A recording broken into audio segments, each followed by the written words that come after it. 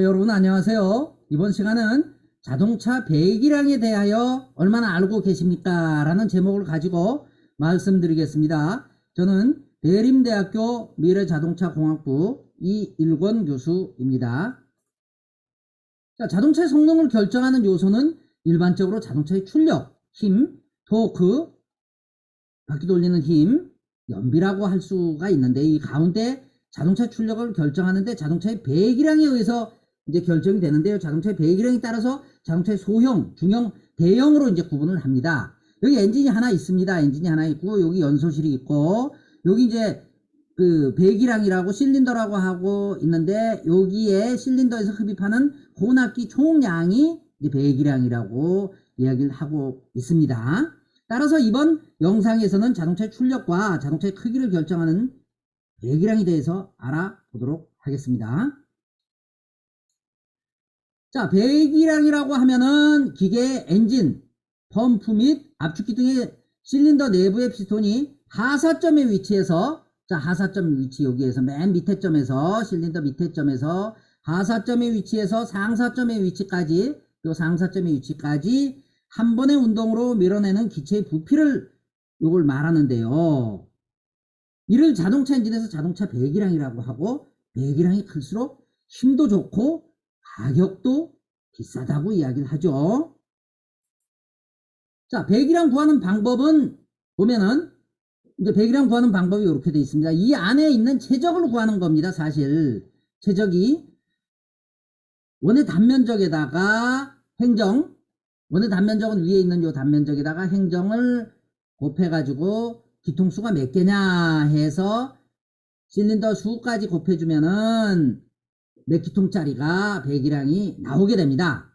자, 요걸 이제 어떻게 구하느냐 하면은 요걸 이제 구하기 전에 요 식이 어디에서 나왔느냐 보면은 자, 우리가 점을 가지고 하나를 쭉 합쳐주게 되면 점점 찍어가지고 합쳐주면은 점은 무차원이라고 하고 선은 1차원이라고 하는데 요걸 쭉쭉쭉쭉 합쳐주게 되면은 요걸 이제 적분을 한다고 합니다. 합쳐주게 되면 더하니까 적분을 하게 돼요. 그러게 되면 선이 되고 선을 다시 적분하게 되면은 면이 됩니다. 이렇게 면이 돼서 면은 2차원이라고 하고 면을 다시 합쳐가지고 이렇게 하면 공간이 나옵니다. 다시 한번 적분을 해주게 되면 이건 3차원이라고 하는데 자, 미분과 적분은 누가 찾아냈냐 하면은 실제 요 미분과 적분이 생기기 전에는 거의 과학적인 의미로 됐었는데 요 1667년에 뉴턴이라고 하는 우리 만류인력의 법칙을 찾아낸 뉴턴이라는 분이 이걸 찾아냈죠. 물론 이제 이 양반은 영국 분인데 독일의 라이프니치하고 지금은 같이 뭐 둘이 찾아냈다고 하는데 이 양반이 이제 먼저 찾아냈고 그 당시에는 뭐 지금 찾아내면서 요게 이제 과학에서 기술로 발전한 계기가 되죠. 우리 자동차에서 보면은 미분의 대표적인 게 속도계입니다. 시간에 따른 거리의 변화. 시간에 따른 거리의 변화. 그 다음에 뭐 우리 일반적으로 삶의 어떤 과정 그것도 이제 미분으로 표시할 수가 있습니다. 아침에 와가지고 시간에 따라서 뭐 내가 밥을 먹었다 아니면 뭐 일을 했다 그런 걸 하나씩 하면 미분이 그걸 다 합쳐주면 적분이 되겠죠. 자, 우리 자동차를 전문으로 하시는 분들은 자동차 엔진을 뜯게 되면 미분이 되고 조립을 하게 되면은 적분이 되고 뭐 그런 형태로 생각을 하시면 되고 그걸 이제 계량적으로 수치적으로 이렇게 만들어낸 게 이제 뉴턴이라고 하는 분이 이걸 이제 찾아낸 겁니다. 사실 자, 여기서 점을 합치면 선을 합치면 면을 합치면 공간이 되는데 이것을 각각의 이제 적분이라고 이야기를 하고 있습니다.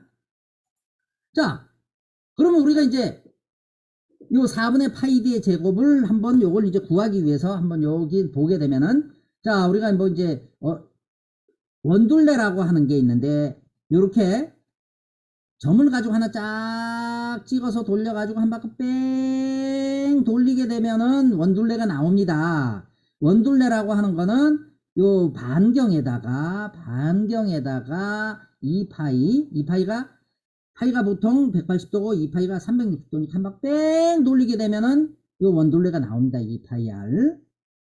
파이는 여기 뭐 이제 3.14 이거 수치적으로 나타낸 거고, 요건 반지름이고, 요건 D는 지름이고, 그렇게 돼서 이 원둘레를 이제 요렇게 실을 한 장 쫙 감아가지고 여기서 계속 칭칭칭칭칭칭칭칭 감아주게 되면은 여기 이제 적분입니다. 계속 요거 다 채워주니까. 그럼 요렇게 이제 나오죠. 요렇게 나와요.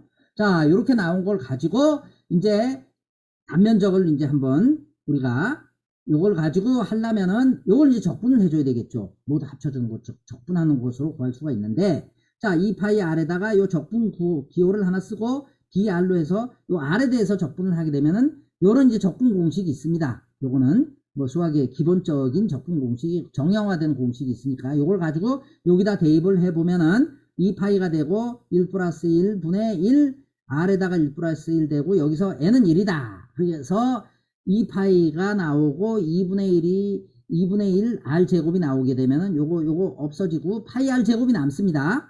그러면 원의 단면적이 이제 요 단면적 구하는 공식을 구한 거예요. 파이 R 제곱. 근데 여기서 파이 R 제곱으로 하게 되면 R이 미세하게 작을 때는 반지름으로 하게 되면은 이게 오차가 생길 수가 있어요. 그러니까 지름으로 하는 게 오차를 더 최소화시킬 수가 있으니까. 자, 여기에서 D는 2R, R은 2분의 D를 여기다가 대입을 해주게 되면은 4분의 파이 D에 제곱해서 원의 단면적 공식이 나오게 됩니다. 실제 공학에 있어서 원의 단면적은 엄청나게 중요합니다. 공학의 해석을 하는 데 있어서 원의 단면적은 모든 부분에 쓰이거든요. 이게 왜냐면 가장 이상적인 형태가 운동을 하는 데 있어서 가장 원이 이상적인 형태이기 때문에 그렇게 4분의 파이 D의 제곱으로 요거는 계속 쓰입니다. 자, 여기는 제가 파이 R 제곱식을 사용하면 오차가 생길 수 있기 때문에 지름에 대한 공식을 사용해야 된다 해서 요걸 설명해 준 내용이 되겠고요. 자, 그럼 4분의 파이 D 제곱을 가지고 배기량을 이제 한번 부피 통안에 든 요 안에 있는 부피를 구해 봅니다.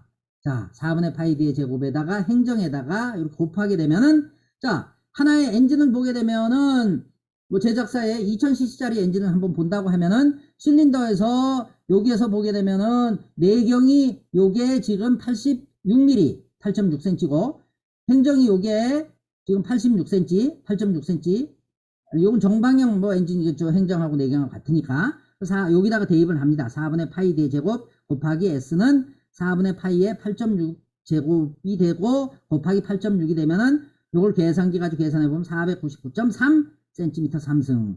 cm 3승하고 cc하고 같은 그 개념이니까, 자, 499.3cc 해서 실린더 수가 4개라고 하면은 499.3cc 곱하기 3은 1997cc. 2000cc짜리 엔진이 하나 나옵니다.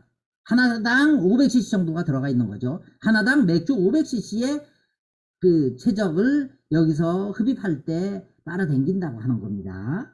이렇게 이제 간단하게 엔진의 배기량에 대해서 알아봤는데요. 뭐 적분에 대한 개념, 미분에 대한 개념. 뭐 수학에서 어떻게 보면 미적분이 가장 쉽습니다. 개념을 이해하면은 실제 과학에서 기술로 넘어가면서 이 미분과 적분이 응용이 되면서, 왜냐하면 미세한 것을 미분하면서 적분하면서 나눌 수도 있고 합칠 수도 있으니까요.